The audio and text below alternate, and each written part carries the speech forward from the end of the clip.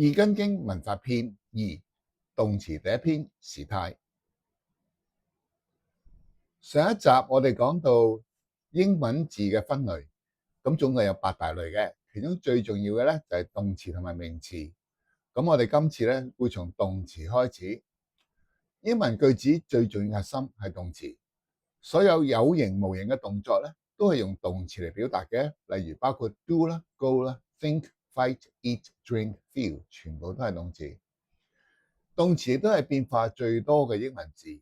另外咧，佢仲有時態，有主動、被動同埋有不及物、及物咁樣嘅動詞之分嘅。由於動詞嘅內容好複雜，我哋今日咧就只係講時態，其他嗰啲咧我哋會以後再分集再講嘅。時態其實係兩個概念嚟嘅，包括時同埋態。時咧就有過去啦、現在、未來。咁我諗大家都明白呢三個意思係乜嘢噶啦。態咧就有啲唔同啦，態咧係啲文化上面一特別嘅一啲詞嚟嘅，咁個意思咧就比較特別，我哋會需要時間去解釋。喺運用英語嘅時候咧，如果講時間咧，我哋就講譬如現在咧，因為時間現在咧淨係得一個，係唔需要另外說明嘅，所以就冇乜特別啦。但係過去咧就唔同啦，過去所包含嘅時空咧係無限嘅，所以如果我哋講過去嘅時候咧，必定會指定一個時間，譬如話 yesterday 啊或者幾時啊，一定會指定說明嘅。同樣地 future 我哋嘅未來亦都係咁樣嘅情況。當我哋用過去式同埋未來式嘅時候，通常嘅時間係需要指定嘅。時態嘅態咧就有幾種特別嘅 terms， 第一個叫簡單 simple， 意思就係喺指定呢個時間裏邊咧，呢個動作發生咗，但係就冇說明呢個動作究竟係進行緊啦定係完成咗，係冇任何限制㗎。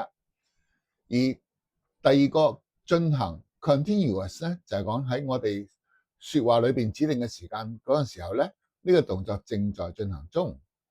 perfect 咧就係我哋說話裏邊指定嘅時間之前咧，呢個動作已經完成咗噶啦，我哋就會用 perfect tense。而當我哋指定嘅時間裏邊，動作已經完成咗，遲咗一段時間，譬如企咗2個鐘頭啊，等咗1個鐘頭啊之類，完成咗一段時間咧，我哋可以用 perfect。而呢個動作咧仲會繼續落去嘅時候咧，我哋就用 perfect continuous 啦。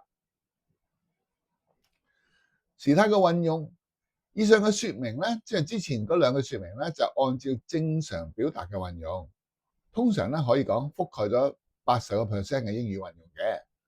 但係英語運用之中咧，有時會故意使用一啲唔合適嘅時態嚟表達特別意思嘅，例如 I am going to see Phantom of the Opera this Friday。咁明明話 this Friday， 點解 I am going 咧？我而家已經去緊啦咩？呢度其實就冇正在進行之中嘅意思，只不過係加強我去睇呢個Phantom of the Opera 呢個歌劇嘅意願啫。第二句 She sings as if she were a bird。She were a bird 好明顯咧就唔應該用呢個過去式嘅。咁但係咧呢度只係表示呢個事情咧係一個假設嚟嘅。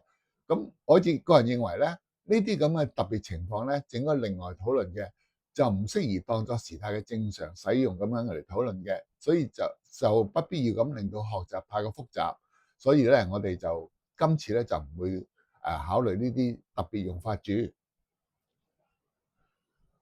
嗱，好多學生咧到學習呢個時態嘅時候咧，都覺得哇好複雜啊，好多嘢記啊，我都唔記得晒。其實咧簡簡單單，其實時態咧係有3個時、4個態。3個時咧就係現在、過去、將來，態就係簡單進行、完成同埋完成進行，唔係好複雜嘅啫。3乘4就變咗12個時態，就係以下呢12個啦。